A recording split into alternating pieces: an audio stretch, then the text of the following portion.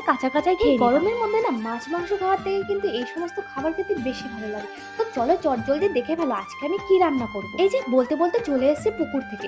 এইবারে না পাতাগুলোর মাঝখানে যে শিরগুলো আছে না, সেগুলোকে সুন্দর করে আলাদা করতে তোমরা যদি চাও এই শিরগুলো শুদ্ধ রান্না করতে পারো, কিন্তু আমি এগুলো আলাদা করে নিয়ে তারপরে সব পাতাগুলো একসাথে নিয়ে এইভাবে রোল করে নিতে হবে। বটি দিয়ে বা ছুরি দিয়ে একটু মোটা মোটা করে কুচি কুচি করে নিতে হবে। খুব বেশি কুচি করো না, এরকম মোটা মোটাই করো, তাহলে ব্যাপারটা ভালো লাগে। এমনিতেও কচু পাতা সেদ্ধ হতে বেশি টাইম লাগে না, সেদ্ধ হলে মুখেও বাঁধবে না, একদম কচুর শাকই হয়ে যাবে। আমি যেহেতু পাতাগুলো পুকুর থেকে ধুয়েছি, তাই এগুলো আরো একবার ভালোভাবে ফ্রেশ জলে ধুয়ে নিচ্ছি বাড়িতে। আর আমি তো ভাবছিলাম আজকে বুঝে আমার হাত চুলকাবে, কিন্তু ফাইনালি চুলকোয়নি। আর এদিকে আমি জ্বালিয়ে নিয়েছি ওভেনটা, তারপরে বসিয়ে দিলাম কড়াই, আর কড়াই বসিয়ে দিয়ে দিলাম পাতাগুলো। এই কচু পাতাগুলোকে কিন্তু এবার ভালোভাবে নুন আর জল দিয়ে সেদ্ধ করে নিতে হবে।